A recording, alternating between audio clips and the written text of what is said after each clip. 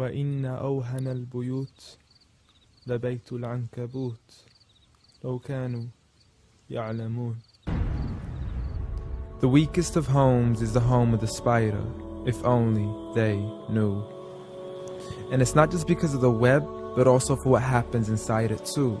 The most fragile of homes, home to the most ferocious of family feuds, a husband and wife relationship that is solely based on being used for consummation. See, as soon as they finish mating, the wife would then consume the body of her own husband. It's disgusting, and so can the children be too. See, as soon as they mature, they would chew upon their own mother as a source of food. It's sinister, it's crude, I don't want to imagine it, but it's true. And such the examples that are used, not because God can be cruel, but for God to prove that the weakest of homes are those in which the inhabitants are abused.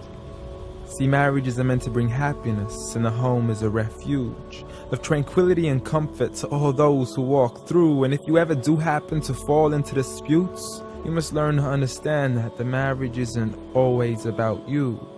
Rather, it's learning to live together as one, although we are still living together as two.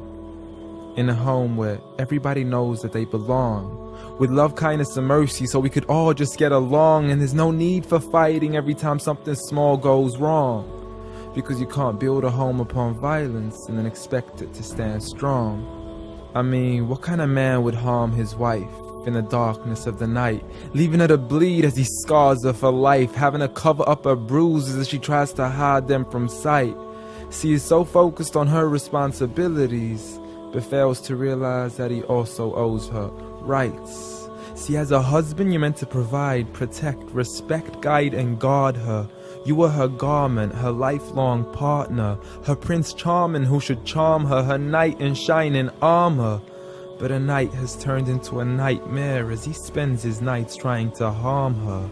As she begs him on her knees, please, I need you to be calmer.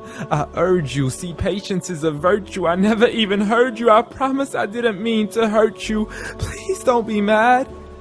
And please don't let the kids see, cause it's not right for a dad. It's sickening, it's sad that such scenes are happening in reality within the homes of so many broken families. It's a calamity that we forgot what the meaning of marriage is. Did you forget that the best of you in character is he who is best to his wife? The best of advice from the one who never harmed a servant, child, or wife in his whole entire life. Muhammad sallallahu alayhi wasallam. He was the best of examples in how to treat a woman right. See, if his wife had cooked something he had liked, he would eat it, and if he didn't, he would leave it without expressing an ounce of dislike. He would even refuse an invitation to food until his wife had also received an invite, and he would help around the house too, just to make her workload light. He was the pinnacle of being polite.